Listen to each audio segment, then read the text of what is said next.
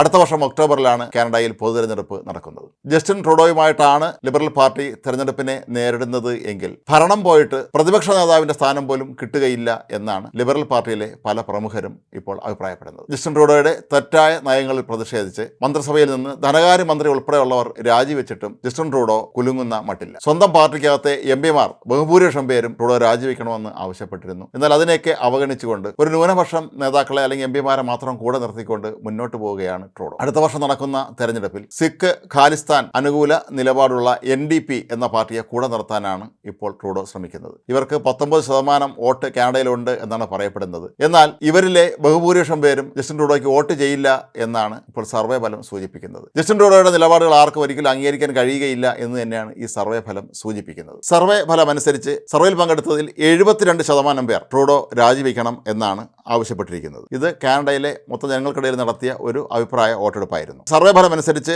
പ്രതിപക്ഷ പാർട്ടിയായ കൺസർവേറ്റീവ് പാർട്ടിക്ക് 44% പേർ പിന്തുണ നൽകുമ്പോൾ ട്രൂഡോയുടെ പാർട്ടിക്ക് വെറും 20.9% പേർ മാത്രമാണ് അനുകൂലമായി വോട്ട് രേഖപ്പെടുത്തിയിരിക്കുന്നത്.